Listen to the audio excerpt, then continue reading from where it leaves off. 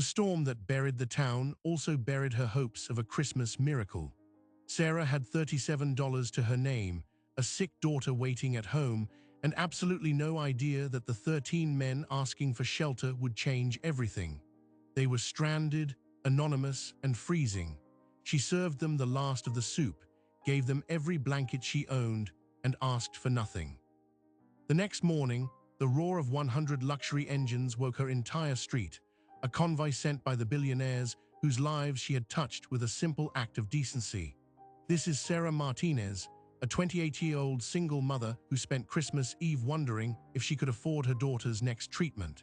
She worked double shifts, prayed for miracles, and expected none, until a blizzard stranded 13 billionaires at her roadside diner.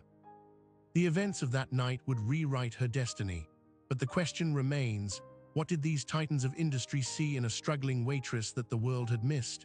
To answer that, we have to go back to Millbrook and the life Sarah was barely holding together. Millbrook, New York, a town so small it barely qualifies as a dot on the map. Population 3,412, one high school, 2 churches, and a single diner on the edge of Route 9 that had been serving lukewarm coffee and greasy burgers since 1972.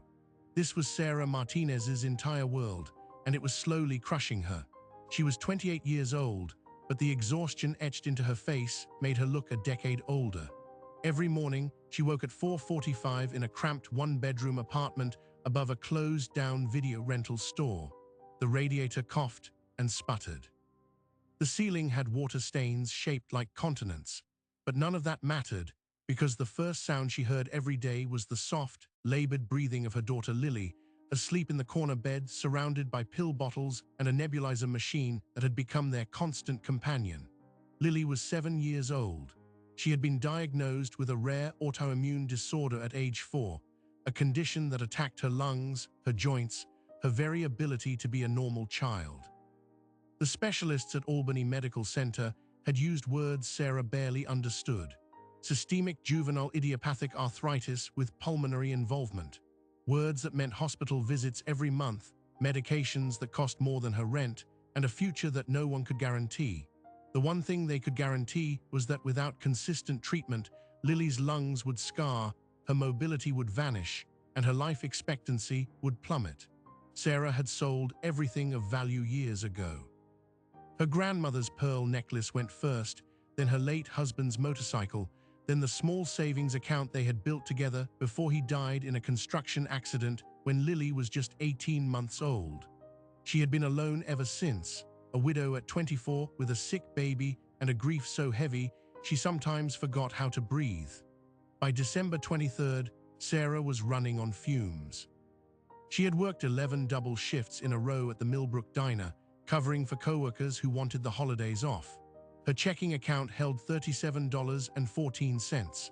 Rent was due in 8 days, and in her purse, folded and refolded so many times the creases were threatening to tear, was a letter from Albany Medical Center. A new treatment was available, a biologic medication that could stop the progression of Lily's disease. The cost, with their substandard insurance, would be $4,700 a month.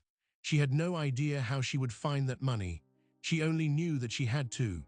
The diner itself was a relic of a bygone era, chrome trim, red vinyl booths, a jukebox in the corner that still played actual 45s. It was owned by a man named Gus Papadakis, a 74-year-old Greek immigrant who had poured his life savings into the place and now, in his twilight years, spent more time napping in the back office than actually managing the business. Gus paid Sarah $9 an hour plus tips, which on a good week might clear $300 total. That was the math of her survival. $9 an hour to keep her daughter alive. Christmas Eve morning arrived with a gray sky and a bitter wind that cut through clothing like a blade. The weather forecast was dire, a nor'easter of historic proportions, meteorologists said, the kind of storm that came once in a generation. 18 to 24 inches of snow, wind gusts up to 50 miles per hour, whiteout conditions. The governor declared a state of emergency at noon, urging all non-essential businesses to close and all citizens to shelter in place. Gus called Sarah at 2 o'clock that afternoon. "Go home," he said. "Nobody's coming out in this, I'm closing up." Sarah looked at the diner's nearly empty parking lot, then at the sky, which was already spitting snow in erratic gusts. She thought about her apartment, about Lily, who was staying with a neighbor for the evening while Sarah tried to scrape together a few more dollars. She thought about that folded letter in her purse. "I'll stay," she said. "Maybe some truckers will need a place to stop." "The highway's right there," Gus protested, but Sarah was immovable. She couldn't afford to close. Every hour, every single dollar was one step closer to that medication. So Gus relented, told her to lock up if it got bad, and went home to his small house on Maple Street, where his wife had a pot of lamb stew simmering on the stove. By 4 o'clock, the snow was falling in earnest. The wind howled around the corners of the building like a living thing, rattling the windows and piling drifts against the doors. Sarah stood behind the counter, wiping down the same section of chrome for the 5th time, alone with her thoughts. The jukebox played "I'll Be Home for Christmas" into the empty room. She hadn't had a real Christmas in 4 years. At exactly 4:23, the power flickered for the first time. Sarah held her breath, but the lights steadied. She said a silent prayer and checked her phone.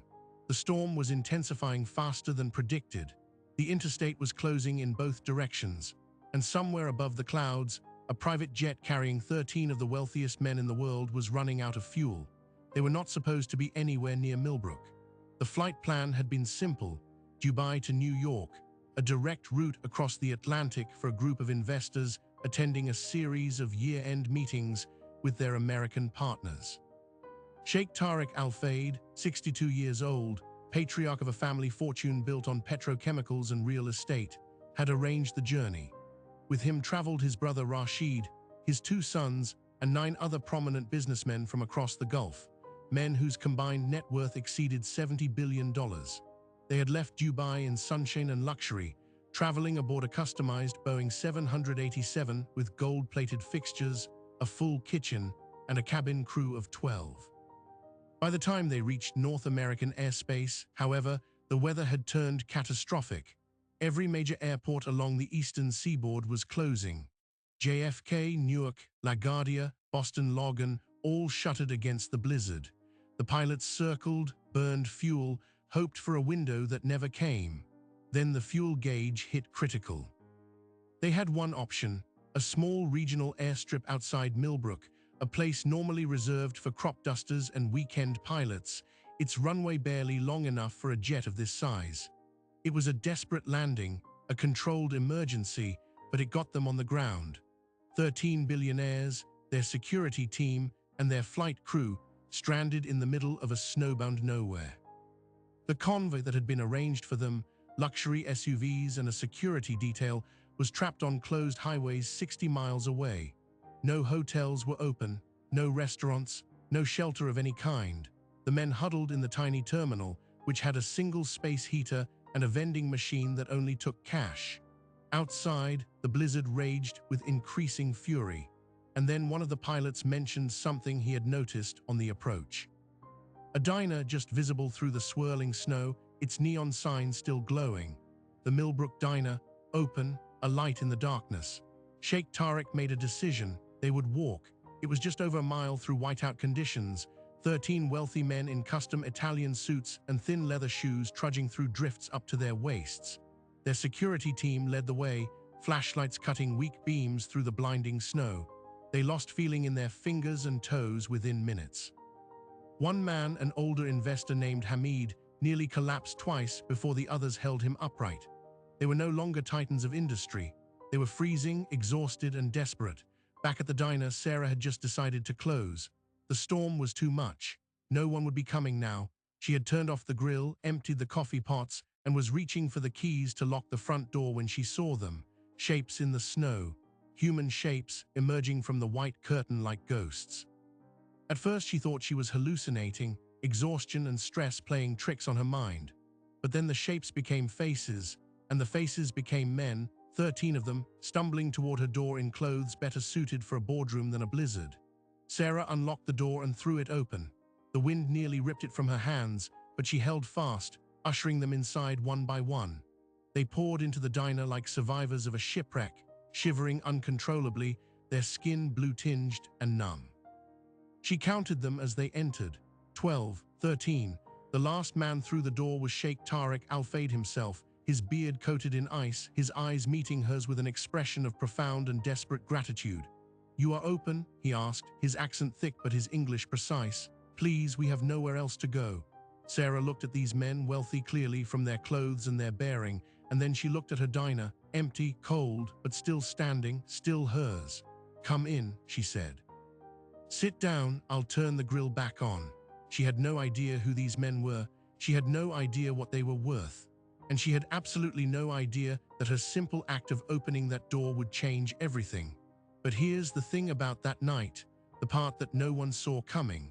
While Sarah was busy saving these billionaires from the storm, her own world was about to crumble in ways she couldn't possibly imagine. Because in less than 2 hours, the power would fail, the phones would go dead, and the one person she loved most in this world would be trapped across town with a medical emergency and no way to reach her. The diner's lights flickered once, twice, and then the darkness swallowed them all. The power failure struck at exactly 6:41, plunging the Millbrook diner into a blackness so complete that for a moment, no one dared to move. Outside, the blizzard had transformed Route 9 into an invisible corridor of screaming wind and swirling snow. Inside, 13 of the wealthiest men on Earth sat in absolute silence, their Armani suits still damp from the trudge through the storm, their hands wrapped around mugs of the worst coffee any of them had ever tasted. It was, Sheikh Tariq Al-Fayed would later recall, the most humbling moment of his 62 years. "Everyone stay calm," Sarah said, her voice cutting through the dark with the practiced steadiness of a woman who had navigated countless crises. She knew this diner like a mother knows a child. Her feet found the counter, then the drawer beneath the register where Gus kept a box of emergency candles and a pack of matches. Within 60 seconds, a small flame illuminated her face, then two, then a dozen, casting dancing shadows across the chrome and vinyl. The billionaires watched her move with quiet admiration. She was not panicking, she was not complaining, she was simply doing what needed to be done, the way she had done every single day of her adult life. "These candles won't last forever," she said, distributing them among the tables. "But I have more supplies in the back. Blankets too. Gus keeps the storeroom stocked for this kind of thing. Old man's been through storms before." Sheikh Tariq, seated in the corner booth with his brother Rashid, accepted a candle with a slight bow of his head. His eyes, sharp and assessing even after decades of luxury, studied this woman with growing curiosity. She was thin, almost too thin, and there were dark circles beneath her eyes that no amount of makeup could conceal. But there was something else there, something indefinable, a quiet strength, a refusal to bend. "You are very calm," he observed. "Have you lived here long?" Sarah managed a small smile as she set a fresh pot of coffee on their table. "Born and raised. My family's been in Millbrook for 3 generations. Not that there's much left of my family, but you know, roots." She did not elaborate. She did not mention the husband who died when her daughter was barely walking. She did not mention the stack of hospital bills wedged into her glove compartment, or the eviction notice she had received 3 weeks ago but had not yet opened because she could not bear to look at it. These were her burdens to carry, not the burdens of strangers. But Rafik, one of the younger investors seated nearby, noticed the way her hands trembled slightly when she poured the coffee. He noticed the faded photograph pinned to the corkboard behind the counter, a little girl with bright eyes and a feeding tube snaking from her nose. He noticed the prescription bottles lined up on the windowsill like soldiers, their labels turned inward so the names were hidden. He leaned toward Sheikh Tariq and whispered something in Arabic. The older man's expression shifted almost imperceptibly. Meanwhile, across town in the cramped apartment above the video store, 7-year-old Lily Martinez was struggling to breathe. The neighbor, a retired schoolteacher named Mrs. Henderson, had been watching Lily since 3 o'clock. She was a kind woman, patient and gentle, but she was not a nurse, and she had never witnessed a full-blown pulmonary episode before. When Lily's wheezing escalated suddenly at 6:45, Mrs. Henderson dialed Sarah's cell phone with trembling fingers. The call connected for exactly 4 seconds. Sarah heard the word Lily, and then the line went dead. The cell towers, battered by the storm, had finally failed. All communication with the outside world was severed. Sarah stood behind the counter, the phone pressed to her ear, listening to nothing. Her face, which had held its composure so carefully, began to crack. A single tear traced a path through the flour still dusted on her cheek. "Is something wrong?" Tarek asked, rising from his booth. Sarah shook her head, then stopped. She looked at this stranger, this man she had known for barely an hour, and something inside her broke open. "My daughter," she whispered. "She's sick. She's across town with my neighbor and I can't reach them. The phones are down. The roads are closed. I can't get to her." The words fell into the candlelit silence like stones into a pond. Every billionaire in that room stopped what he was doing. Every conversation ceased. Tariq Al-Fayed, the man whose family fortune had built hospitals in Sudan and schools in Bangladesh, whose private jet had medical facilities that rivaled small clinics, whose influence stretched across continents. This man looked at a struggling waitress in a dying town and saw not a stranger, but a reflection of everyone he had ever tried to help. "Tell me about her," he said gently. "Tell me about Lily." So Sarah did. She told them everything. About the diagnosis, the failed treatments, the new medication she could not afford.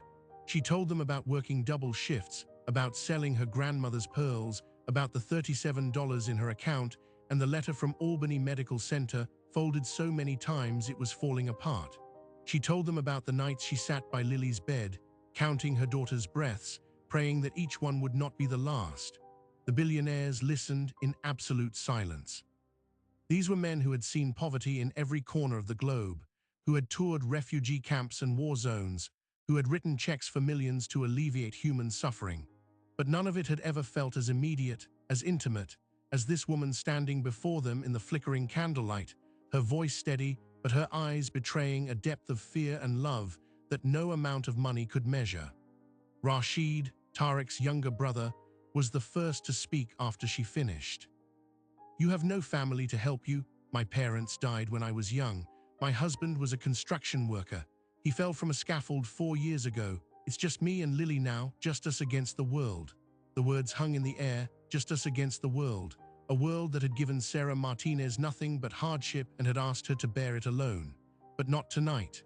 Tariq rose from his seat and walked to the window, peering into the white void beyond.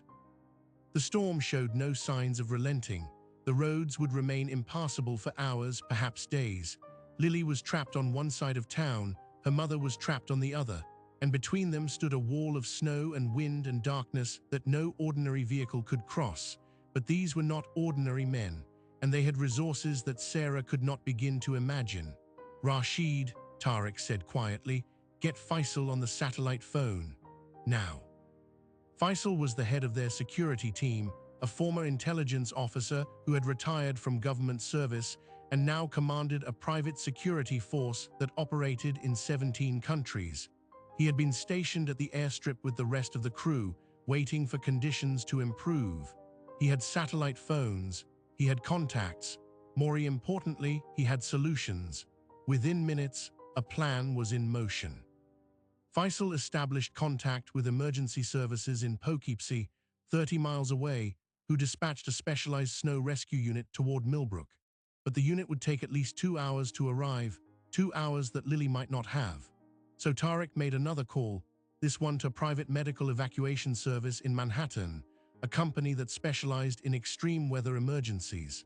They had a helicopter equipped with de-icing technology and a flight crew trained for exactly these conditions. "I need a helicopter," Tariq said into the phone, his tone leaving no room for negotiation. "No, I don't care what it costs. I need it in Millbrook in 30 minutes. Sarah stood frozen behind the counter, listening to a conversation that sounded like something from a movie, a parallel universe where problems could be solved with phone calls and checkbooks. She had spent years fighting every battle alone, scraping together pennies for medications, begging hospital administrators for payment plans, lying awake at night wondering when the fragile scaffolding of her life would finally collapse. And now, 12 men she had served coffee and reheated soup were mobilizing an army on her behalf. "Why?" she asked, her voice breaking. Why would you do this? You don't even know me." Tarek turned from the window, his eyes meeting hers with the same intensity she had seen when he first stumbled through her door. "Because you did not ask. Because you did not hesitate when we were freezing at your door. Because you have given everything you have and asked for nothing in return." He paused. "Because my mother died when I was a boy, and a stranger in my village raised me as her own. I have spent my entire life trying to repay a debt that can never be repaid. Tonight I see an opportunity." The other men nodded, their faces solemn. These were not shallow gestures of gratitude. This was something deeper, something ancient, a recognition of shared humanity that transcended wealth and culture and language. But even as the helicopter lifted off from Manhattan, even as the rescue unit pushed through the snow toward Millbrook, a new reality was settling over the diner. The storm was intensifying. The roads were becoming more treacherous by the minute. And the one thing that could still go wrong, the one variable that no amount of money or influence could control, was barreling toward them at 50 miles per hour. Gusts of wind slammed against the diner's walls. A window cracked under the pressure. And somewhere in the distance, the unmistakable groan of a collapsing roof echoed through the night. The diner, their only shelter, was beginning to fail. The sound came from the roof, a deep structural groan that vibrated through the walls and made every person in the diner freeze. A section of the ceiling near the jukebox bowed inward, and a cascade of plaster dust rained onto the red vinyl booth. For one terrible moment, Sarah thought the entire building was about to collapse. "Everyone away from that corner," she commanded, already moving toward the storeroom. "There's a support beam in the back. I need to check if it's holding." Rashid intercepted her before she could disappear into the darkness. "You cannot go alone. The back rooms could be unstable." "It's my diner," she said, and pushed past him. She disappeared through the swinging kitchen doors, her candle flame dancing wildly. Sheikh Tariq motioned to two of the younger men in the group, his sons, both in their 30s, both trained in emergency response through their family's corporate security protocols. They followed without hesitation. The storeroom was a disaster. Water streamed from a fresh crack in the ceiling, pooling on the concrete floor. Crates of canned goods and paper supplies were already soaked. The support beam, a massive wooden pillar that had held this building together for 5 decades, was splintering at its base. If it went, the entire rear section of the diner, including the kitchen, the storeroom, and the back office where Gus kept his life's paperwork, would pancake in seconds. "We need to brace it," Sarah said, already rummaging through a pile of milk crates and old equipment. "There's a jack in here somewhere, a hydraulic one Gus used for working under the grill. Help me find it." They searched by candlelight, the wind screaming through every gap in the walls. Tariq's sons, their suits now ruined beyond any tailor's salvation, dug through decades of accumulated debris without a word of complaint. These were men who had never lifted anything heavier than a golf club, but they were hauling crates and shifting steel shelves like laborers. And then they found it, rusted, ancient, but functional. A hand-operated hydraulic jack that had probably been sitting in that corner since the Reagan administration. Sarah practically dove under the sagging beam, positioning the jack beneath the worst of the split. She pumped the handle with both hands, her thin arms straining, sweat beading on her forehead despite the freezing cold. The beam creaked, the ceiling settled, and then millimeter by millimeter it began to lift. The structure held, for now. Back in the main dining area, the satellite phone rang. It was the helicopter pilot. The storm ceiling was dropping. Visibility was approaching zero. He could not, in good conscience, attempt a landing in these conditions. If they wanted to get Lily to a hospital, they would need a different plan. Sarah, returning from the storeroom covered in grime and sawdust, heard the news and said nothing. She simply walked to the front window, pressed her palm against the cold glass, and stared into the white void that separated her from her daughter. Sheikh Tariq watched her for a long moment. Then he turned to Faisal on the satellite phone. "What about a ground unit? Something heavy enough to push through the drifts?" "There's a National Guard depot 20 miles north," Faisal replied. "But calling them in would require authorization from the governor's office. And even then, they're stretched thin tonight. Every road in the state is closed." Tariq absorbed this. 20 miles. In these conditions that might as well have been an ocean. He looked at Sarah again, this woman who had kept his entire party alive through sheer force of will, and made a decision. Call the governor. Sir, call the governor. Tell him Sheikh Tariq Al-Fayed requests his personal assistance.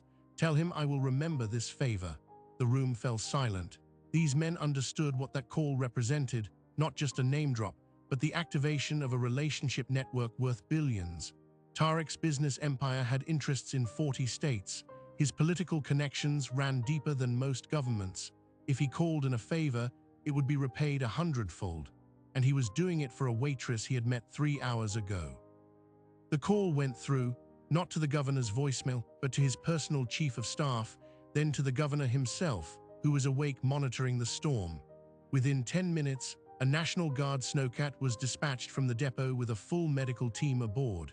It would take an hour, maybe 90 minutes, to reach Lily's location. But an hour was a long time when every breath counted. And here is where the night took its darkest turn. Because while all of this was unfolding, the heroic efforts, the calls to governors, the fragile hope being stitched together in the candlelight, the real crisis was happening somewhere no one could see. Mrs. Henderson, the neighbor watching Lily, had tried to call 911 when the girl's breathing worsened. The first call dropped. The second got a busy signal. The third reached a dispatcher who said all ambulances were committed to a massive pileup on the interstate. Mrs. Henderson was 78 years old.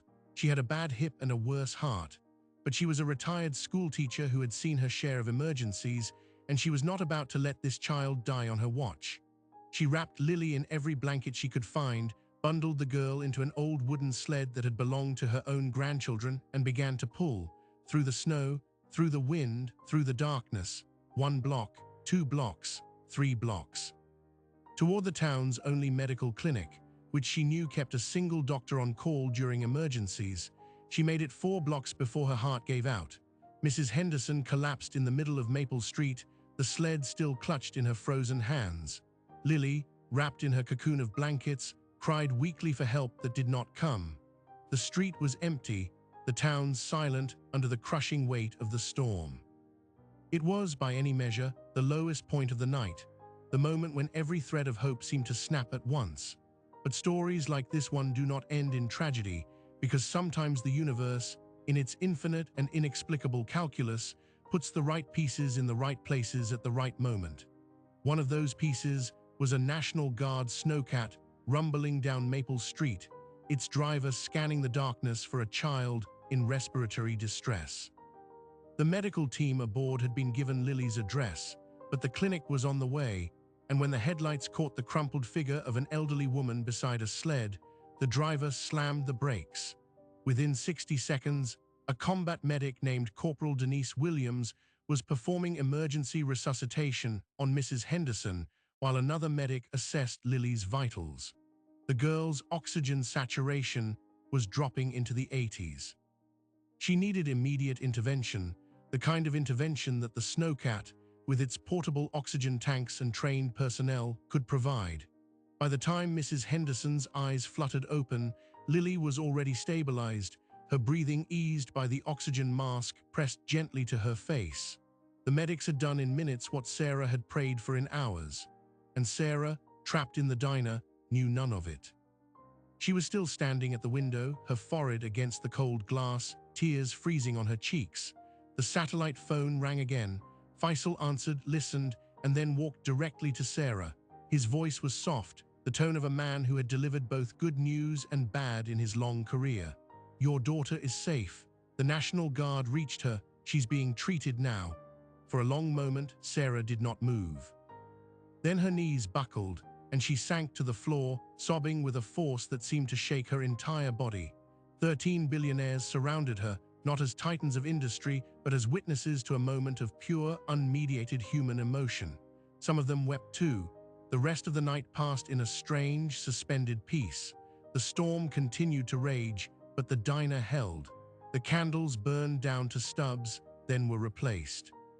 Sarah, her strength finally spent, fell asleep in the corner booth, wrapped in a blanket from the storeroom.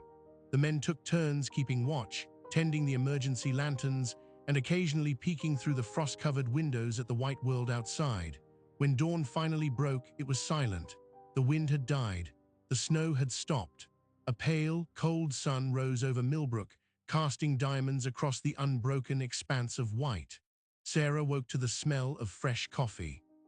Sheikh Tariq himself had figured out the ancient percolator, and he handed her a steaming mug with something approaching reverence.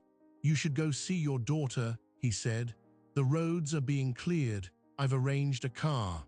She thanked him, but she did not fully understand what had happened. She did not fully grasp that the men she had sheltered, the men whose lives she had quite literally held together through the longest night of their existence, were not the kind of people who simply said thank you and moved on. They were the kind of people who changed destiny. The ride to the clinic took 20 minutes. Lily was sleeping peacefully, her oxygen levels restored, her color normal.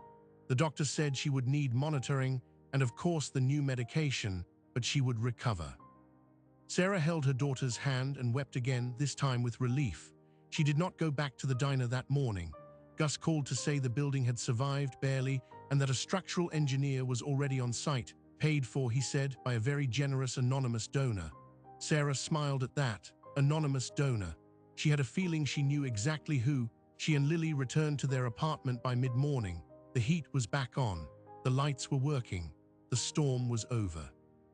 For the first time in years, Sarah allowed herself to believe that things might actually be okay.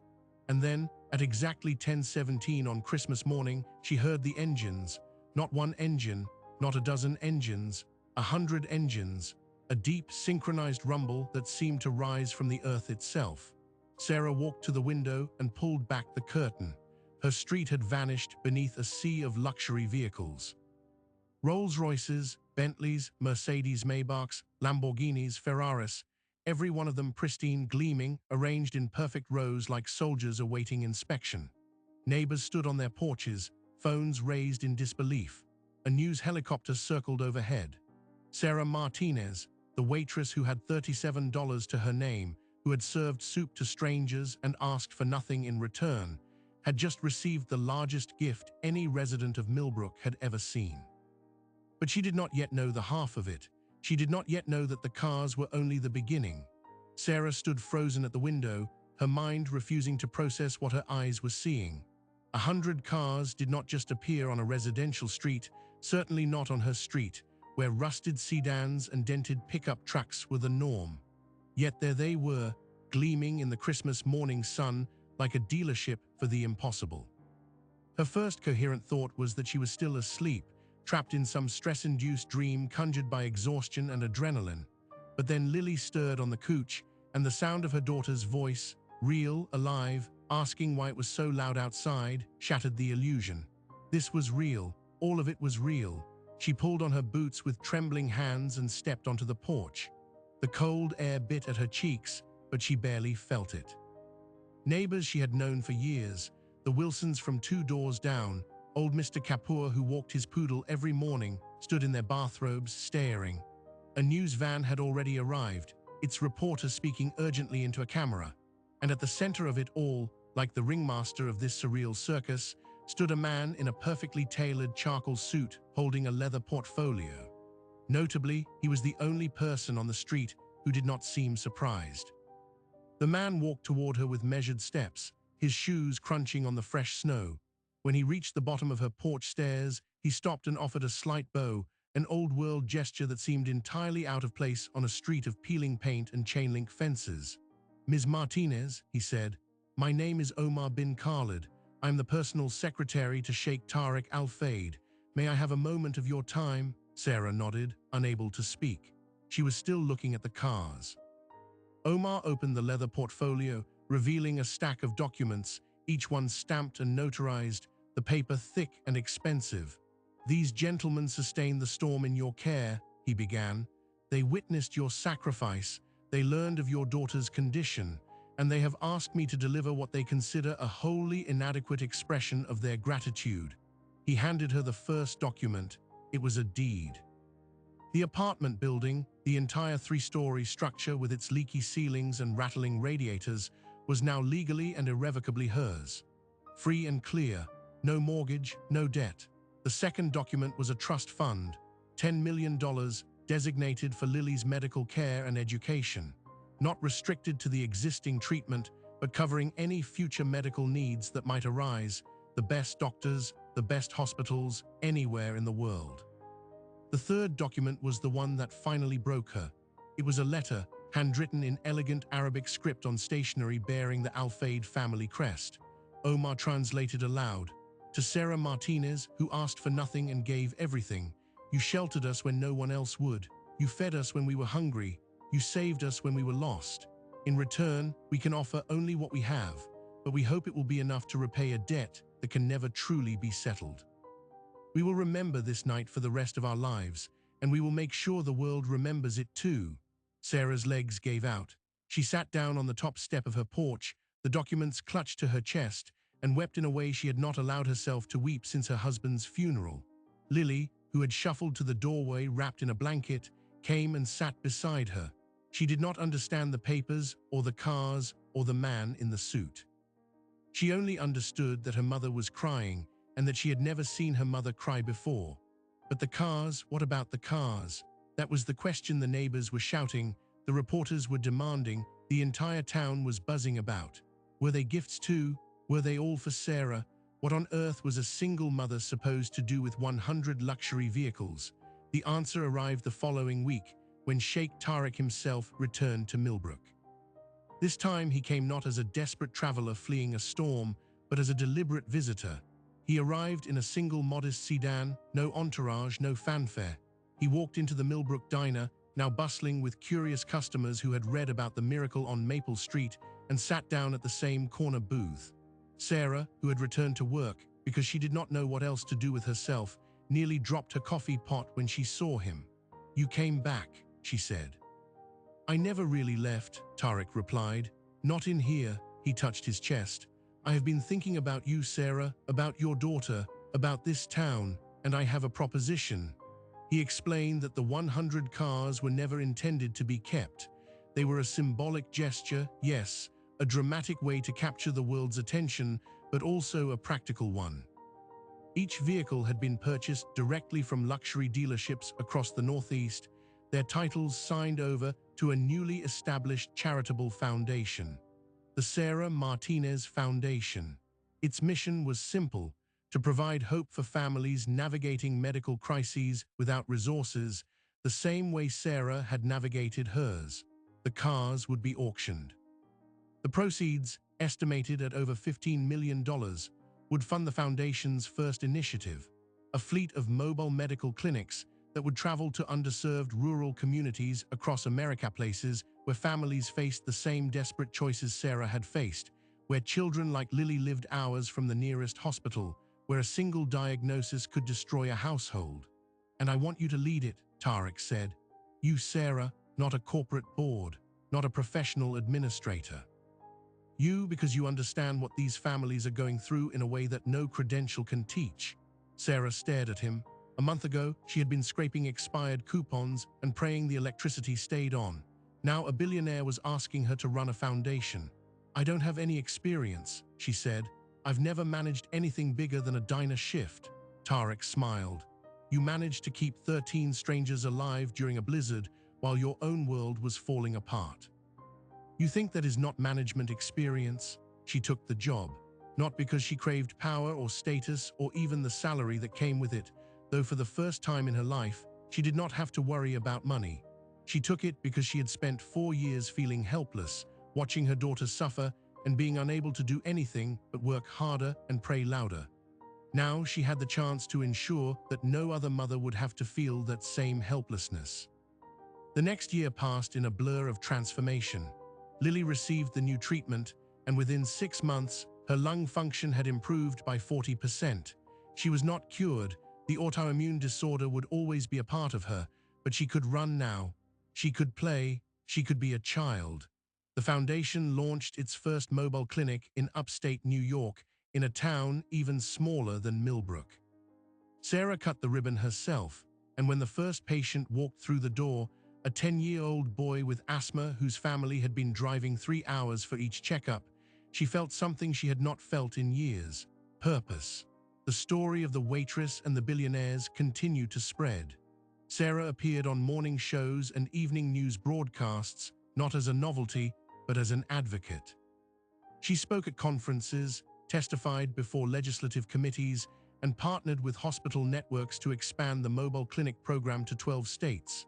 She never became comfortable with the attention, but she understood its value. Every time her face appeared on a screen, another check arrived at the foundation. Another clinic was funded. Another family was helped. The billionaires, all 13 of them, remained involved. They were not anonymous donors hiding behind a foundation's letterhead. They were partners, mentors, and in some cases, friends. Sheikh Tariq called once a month, never about business, always about Lily. Rashid sent gifts on her birthday, not expensive gifts, but thoughtful ones, like a hand-painted art set after he learned she had taken up drawing during her recovery. The bond forged in that candlelit diner did not fade with the melting snow. It grew stronger with each passing season. And then came the moment that changed everything all over again. The moment that even Sarah, who had learned to expect the unexpected, did not see coming. It happened on the one-year anniversary of the storm. Sarah was in New York City for a foundation event when Omar bin Khalid, Tariq's secretary, appeared at her hotel with a thick envelope. Inside was an invitation, embossed in gold, to a private reception at the United Nations.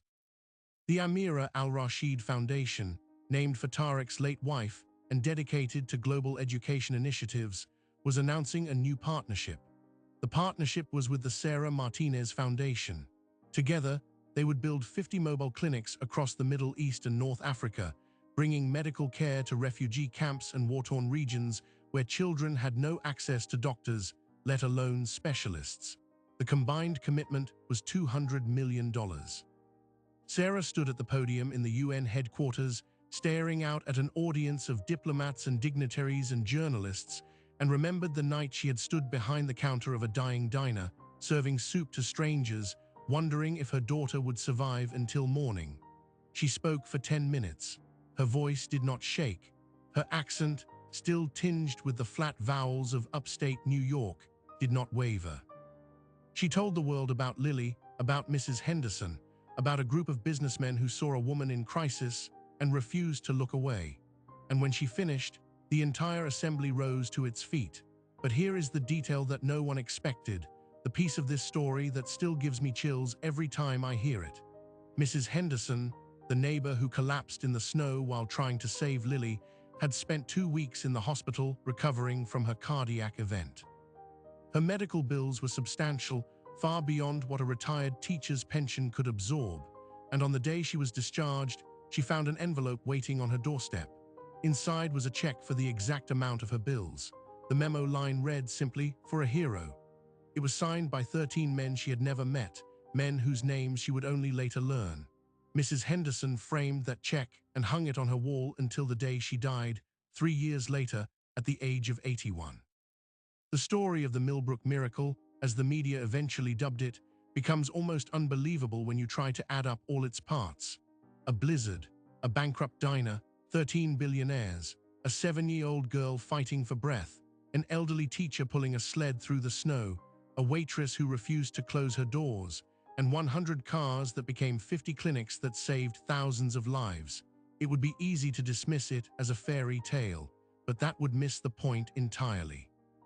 Because the people in this story are real, their choices were real, and the ripples of those choices are still spreading, years later, across continents and generations. We like to believe that the modern world has no room for miracles, that the algorithm has replaced fate, that the distance between a waitress in a dying town and a sheikh with a $70 billion empire is simply too vast to be crossed by anything as fragile as human kindness.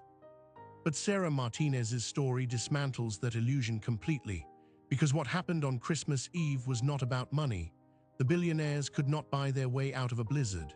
The cars, the trust fund, the foundation, none of it was premeditated charity. It was a reflex. A dozen men, stripped of their titles and their comforts, recognizing themselves in the eyes of a woman who had every reason to turn them away and chose not to. The uncomfortable truth this story asks us to confront is simple. How many miracles have we locked out of our own lives because we were too busy, too suspicious, too tired to open the door. Sarah didn't have time to calculate the return on investment when she saw strangers freezing in the snow. She just acted, and that single act triggered a chain reaction that now spans continents.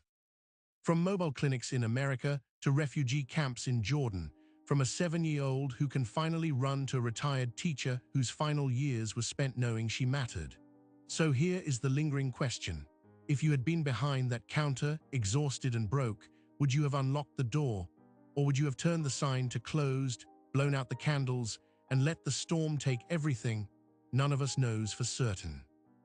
But Sarah's story proves that the choice, when it comes, defines more than we can possibly imagine. If this story moved you, we ask you to do something small. Share it with someone who needs to believe in the good again. Hit that like button so more people discover what happened in Millbrook. Subscribe to this channel for more stories that prove the world is still full of hidden saints and unexpected grace. And in the comments, tell us about a time a stranger's kindness changed your life, because those stories are everywhere if we just stop to listen. You can buy many things in this world. You can buy jets, islands, private armies. You cannot buy the moment a 7-year-old takes her first deep breath in years. You cannot buy the courage of a woman who refuses to surrender. Those things can only be given, and once given, they live forever.